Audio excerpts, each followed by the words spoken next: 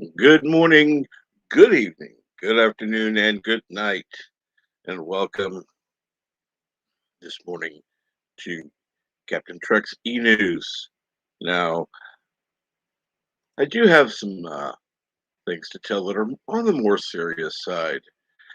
Let's start out with this, and let's hope that YouTube doesn't decide that it needs to be removed because of this content, anyhow, because it is actually a news story. DC third graders were instructed to simulate Holocaust scenes.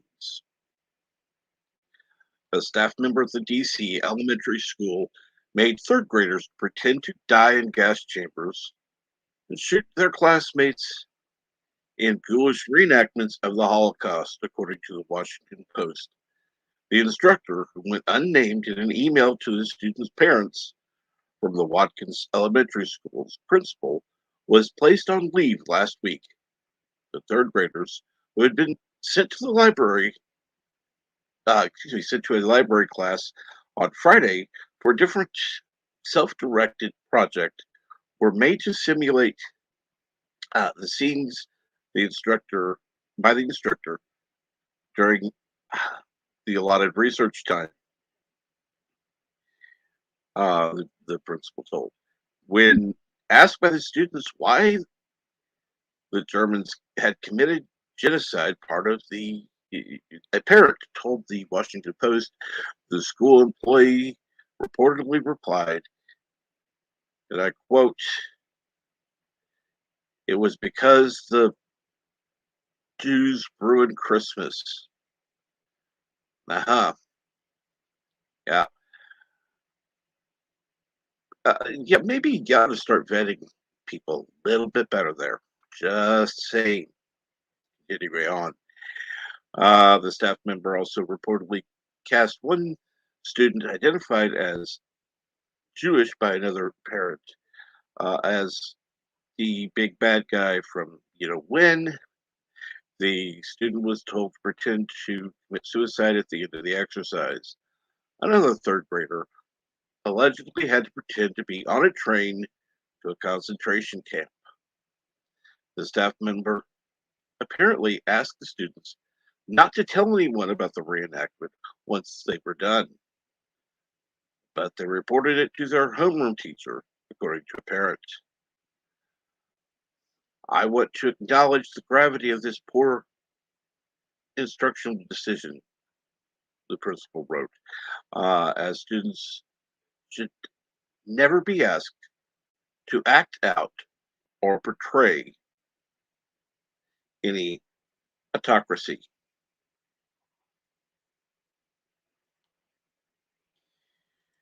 All right. Now, and that was again from the Washington Post. The story came from the Daily Beast. The next one is bounding into comics. And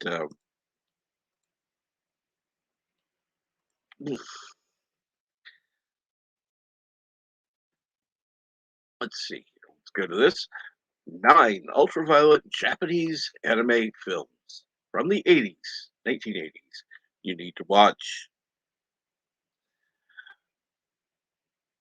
We just go with the animes themselves without reading any other. Black Magic M66, 1987. Wicked City, 1987. Go Glow, I can't say it. Go 13, The Professional, 1983.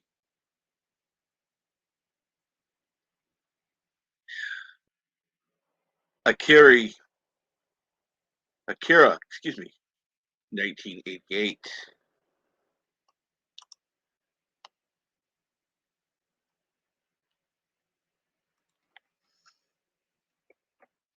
Let's see, continuing on. Guyver, Out of Control, 1987. Vampire Hunter D, 1985. Devilman, The Birth, 1987. Fist of the North Star. That again, that is Fist of the North Star, 1986.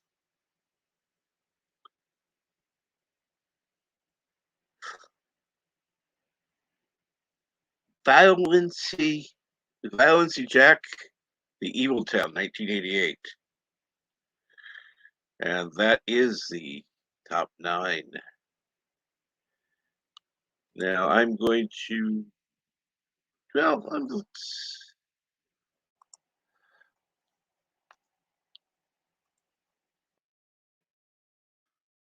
to go ahead and share an image that I found on on Twitter of all places, because yeah, sometimes you can find a few things here and there people actually share worth noting. That's not when I clicked. Share screen.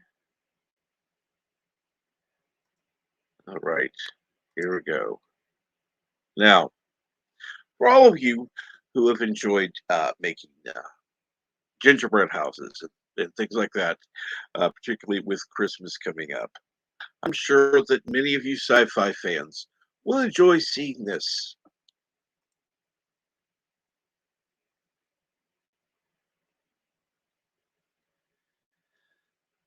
Ah, yes,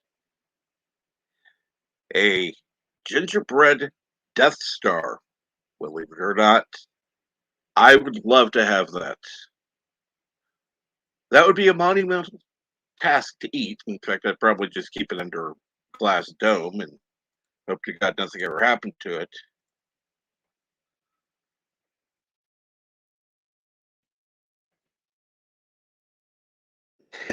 But for some reason, after the more serious tone of the stories I talked about, I thought sharing something lighthearted would be good.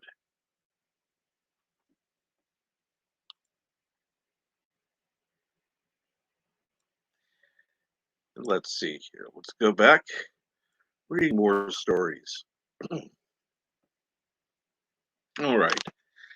Average parent gets just 17 minutes of relaxation each day when vacationing with kids.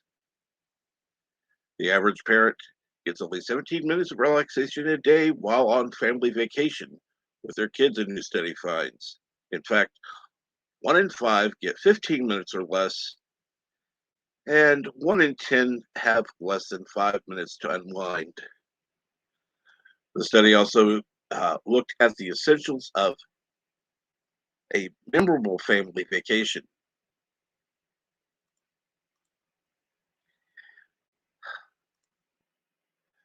Respondents are ready to say cheese, that's quote unquote, get their cameras out. 71% say their favorite uh, family vacation activities is taking photos, more than going to eat, 66%, and even sightseeing, 51%. Keeping your kids fed and entertained is top priority too. The average parent picks more snacks, 8, and battery packs, or batteries, 6, than pair of socks, 5, when hitting the road during the summer. Parents usually pick reusable water bottles, 79%, portable electronic devices, 79%, snacks, 85%, and books, 58%, for their kids while traveling on vacation. Now, with all the stuff that's said about McDonald's, good and bad, let's just go with this one. McDonald's aims to drastically reduce plastic in Happy Meal toys and replace them with sustainable materials as part of a plan to slash plastic waste by 90% by 2025. With more than 5,000 Happy Meals sold each minute, a lot of plastic goes out the window or out the doors into the homes and garbage cans of families across the world. Well, we'll stop here for a minute. If we were to actually put a few more pennies into making this stuff, it might last longer and therefore not go into the trash. You might want to consider, doing a little research into it and actually not scrimping and cutting every penny you can out of it. That was my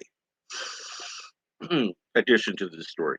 The announcement comes despite the U.S. chain's latest collection of 50 plastic Disney figurines celebrating the 50th anniversary of Walt Disney World. Children enjoying Happy Meals in the UK, Ireland, and France can already enjoy the more sustainable toys. Other countries, like the US, will have to wait a few years before seeing these toys pop up in stores.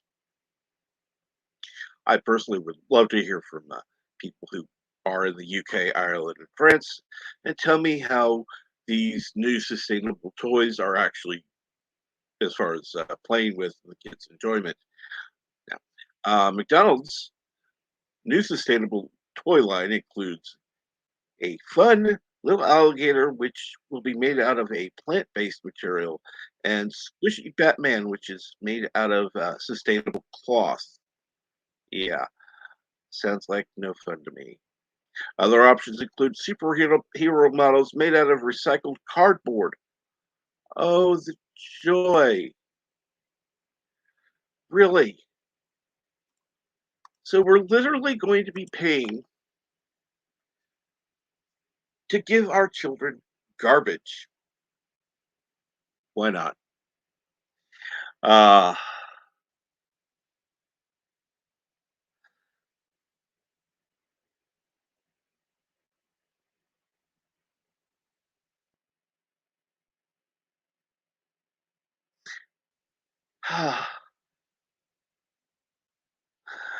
but anyhow, I do want to go ahead and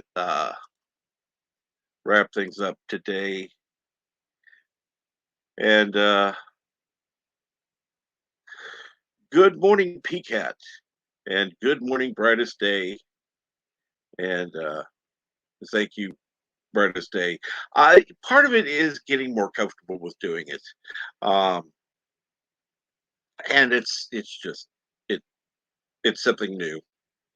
Um, Again, it's not something that's going to be popular. I understand that, but it's something I enjoy doing and I'm able to do on my own without need of interaction from uh, the chat.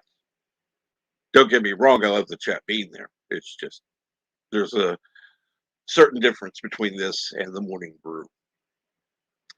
And I do hope that everyone's able to tune into the morning brew this morning. Thank you so much for watching and listening. Uh, have a good day, and I'll see you soon.